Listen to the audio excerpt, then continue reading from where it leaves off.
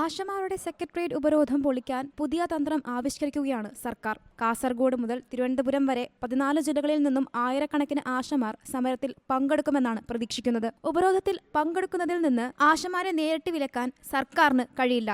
അതുകൊണ്ടാണ് വളഞ്ഞ വഴിക്ക് സർക്കാർ ശ്രമിക്കുന്നത്. ആശമാർ ഉപരോധം നടത്തുന്ന തിങ്കളാഴ്ച തന്നെ വിവിധ ജില്ലകളിൽ പരിശീലന പരിപാടി സംഘടിപ്പിച്ചിരിക്കുകയാണ് ആരോഗ്യവകുപ്പ്. തിരുവനന്തപുരം, കൊല്ലം, ആലപ്പുഴ, കോട്ടയം ജില്ലകളിലാണ് ആശാപ്രവർത്തകർക്ക് പരിശീലന പരിപാടി നടക്കുക.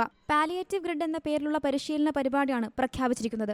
പരിശീലനത്തിൽ ആശമാർ നിർബന്ധമായും പങ്കെടുക്കണമെന്നാണ് സർക്കുലർ വ്യക്തമാക്കുന്നത്. പങ്കെടുത്തവരുടെ പേര് വിവരങ്ങൾ ജില്ലാ മെഡിക്കൽ ഓഫീസർ അതേ ദിവസം തന്നെ ജില്ലാ തലത്തിലേക്ക് അയക്കണമെന്നാണ് നിർദ്ദേശം. നാഷണൽ ഹെൽത്ത് മിഷൻ ജില്ലാ പ്രോഗ്രാം ഓഫീസർമാർ അയച്ച സർക്കുലറിലാണ് ഇക്കാര്യം വ്യക്തമാക്കുന്നത്. എന്നാൽ ഇതുകൊണ്ടൊന്നും സമരം പൊളിക്കാൻ കഴിയില്ലെന്നും സമരസമിതിയുടെ നേതൃത്വത്തിലുള്ള പ്രതിഷേധം ശക്തമായി തുടരാൻ തന്നെയാണ് തീരുമാനമെന്നും ആശാവർക്കർമാർ കൂട്ടിച്ചേർത്തു. C Malayalam news, Thiruvananthapuram. ഏറ്റവും പുതിയ വാർത്തകളും വിശേഷങ്ങളും വിരൽ തുമ്പിലറിയാൻ സി മലയാളം ന്യൂസ് എല്ലാ ഡിജിറ്റൽ പ്ലാറ്റ്ഫോമുകളിലും ലഭ്യം.